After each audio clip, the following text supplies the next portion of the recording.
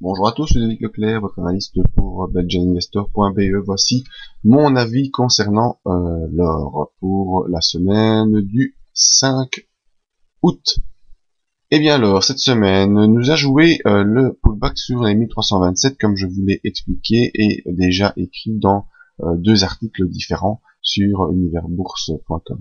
Eh bien, cette zone des 1327, après avoir travaillé pendant quasiment 2 semaines, semble devoir lâcher pour l'instant, et on repasse sous la M50.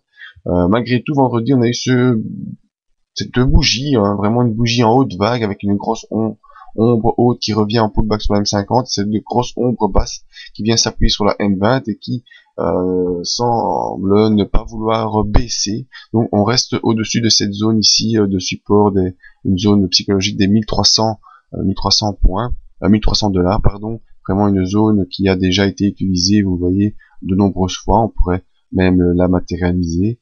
Voilà, on va même la mettre en vert parce que pour l'instant c'est un support. Donc voilà, pardon, cette zone des 1300 points qui n'est pas encore enfoncée. Donc le cours termine la semaine en enclume, c'est-à-dire qu'il est coincé entre la M50 qui est en résistance dynamique et la M20 en résistance dynamique. Donc pour l'instant, c'est la neutralité. Il faudra attendre que le cours puisse choisir de repousser au-dessus de la M50 et au-dessus des 1327 ou s'enfoncer sous la M20, donc sous la zone 1300, 1297 de dollars, 1300, pour rejoindre peut-être les 1270, et ensuite cette zone encore plus bas que vous connaissez déjà, comme le support fort moyen terme. Voyons nos indicateurs, ce qu'ils nous préconisent. Alors, on avait un RSI qui était dans une belle tendance haussière, cette tendance haussière a craqué comme vous l'avez vu sur le graphique, et on revient dans la zone neutre, donc ni de pression haussière, ni de pression baissière, donc vraiment une zone neutre pour l'instant. Le MACD toujours au-dessus de son signal, mais il n'est plus haussier. Il casse la courbe et vient baissier. Pour l'instant, on est toujours au-dessus du signal, donc on n'a pas une grosse tendance baissière qui s'installe, mais on a un potentiel retournement qui pourrait nous donner une accélération baissière. Étant donné que le RSI, lui, est en zone neutre, il ne pourra pas sauver la tendance et pourra même peut-être poursuivre sa dégression en direction des 40. Donc vraiment à retenir pour la semaine prochaine, tout comme sur l'euro-dollar et tout comme sur l'argent. Cette séance de vendredi nous donne une hésitation et une phase d'attente avant ce week-end.